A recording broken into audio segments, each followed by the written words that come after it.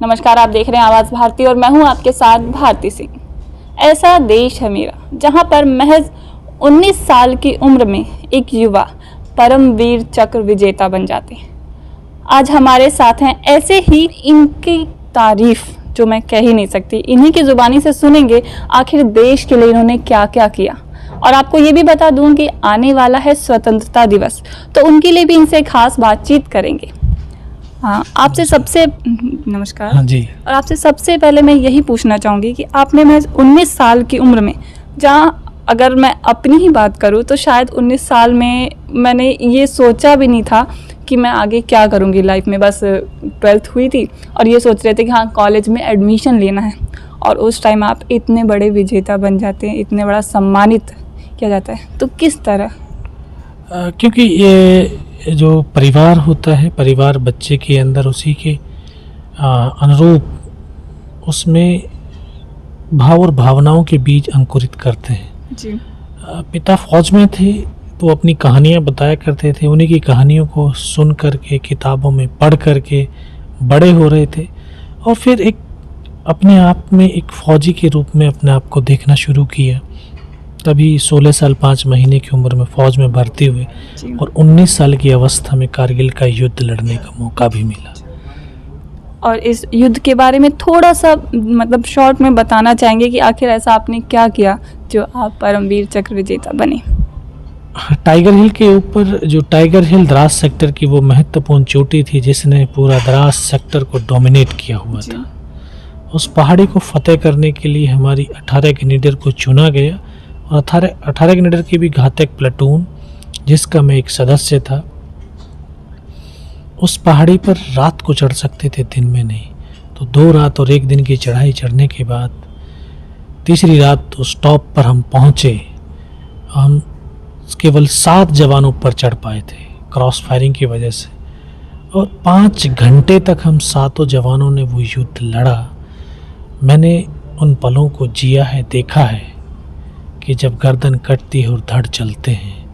मैंने उन पलों को जिया है और देखा है जिसमें शरीर का एक अंग कट करके दूर जा कर के गिरता है, लेकिन हिंदुस्तान का सैनिक बिना घबराए, बिना धैर्य को खोए, बिना मानसिक संतुलन को डगमगाए साहस के साथ लड़ता है, और इसी आखिरी पलों तक लड़ता है। और इसी सब साहस की वजह से ही आज आपके ऊपर किताब लिखी गई है और फिल्म भी बन रही है। तो क्या कुछ कहना चाहेंगे इस फिल्म के बारे में और किताब के बारे में? बिल्कुल, ये किताब लिखी गई है, उसी कहानी के ऊपर ये किताब लिखी गई है, और इसी किताब के आधारित एक फ़िल्म जो अभी बनने जा रही है।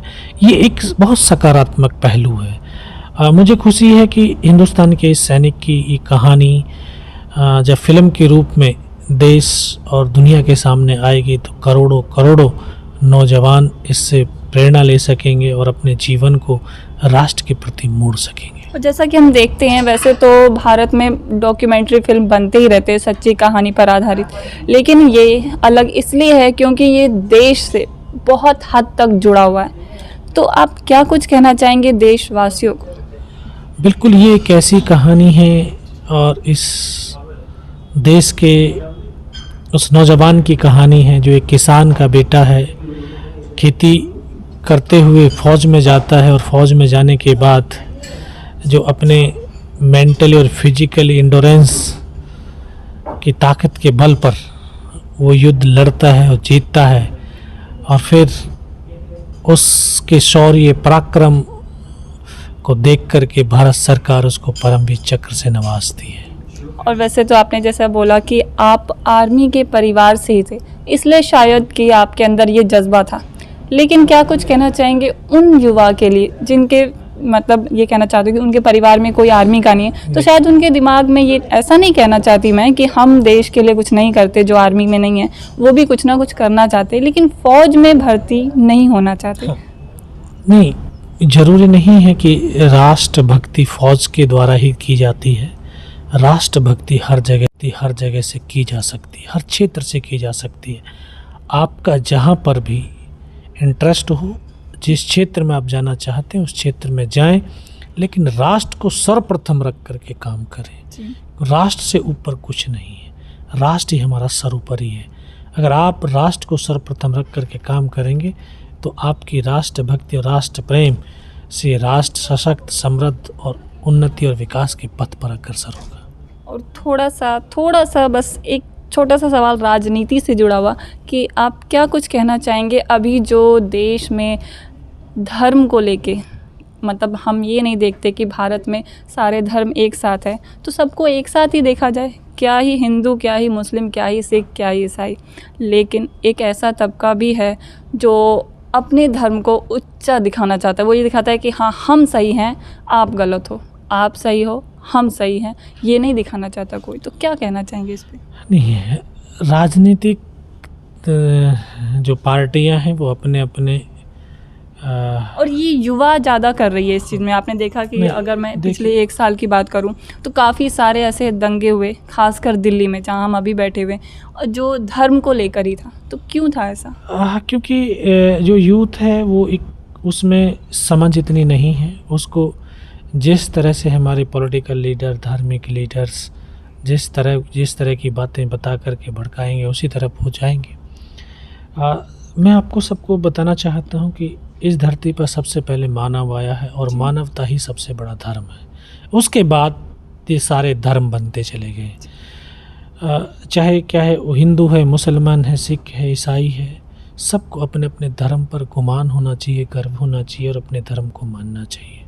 सब धर्मों का सम्मान करना चाहिए, सबकी संस्कृति का सम्मान करना चाहिए। ये हिंदुस्तान दुनिया के तमाम राष्ट्रों से अलग क्यों है? जी, क्योंकि यहाँ पर अलग अलग धर्म, जाति, क्षेत्र, वर्ण के लोग रहते हैं और वो एक ऐसे गुलदस्ते में अलग अलग तरह के फूल हैं जिससे इस देश की खूबसूरती पूरी दुनिया में फैलती है। तो आप इन फूलों को आने वाले स्वतंत्रता दिवस पे क्या संदेश देना चाहेंगे? आने वाला जो हम आज़ादी का 75वां जो है आज़ादी का अमृत महोत्सव मना रहे हैं, ये 75 साल हो गए हैं हमें, और 75 सालों में इस देश ने बहुत उन्नति और तरक्की की है और आगे भी देश उन्नति और तरक्की के पथ पर अग्रसर है। तो ये आज़ादी ऐसे ही नहीं मिली है। इस आज़ादी के लिए कितने लाखों लोगों ने अपनी कुर्बानियाँ दी हैं और इस आज़ादी को बचाने के लिए भी लाखों युवाओं ने अपनी कुर्बानियाँ दी हैं। तो हमें उन युवाओं को, उनकी कुर्बानियों को कभी नहीं भूलना चाहिए, उन परिवारों को कभी नहीं भूलना चाहिए जिनके चिराग इस देश के लिए बुझ गए हैं। तो ये थे हमारे साथ योगेंद्र जी, जिन्होंने बताई थोड़ी बहुत अपनी कहानी। अगर आप इनकी पूरी कहानी जानना चाहते हैं तो इनकी किताब लॉन्च हो चुकी है और फिल्म भी अगले साल तक रिलीज़ हो जाएगी। तो फिलहाल आज के लिए इतना ही। इसी के साथ मैं भारती सिंह विदा लेती हूँ। इसी तरह की तमाम देश विदेश की खबरों के लिए आवाज़ भारती न्यूज़ चैनल देखते रहिए और हमें कमेंट करके ज़रूर बताइए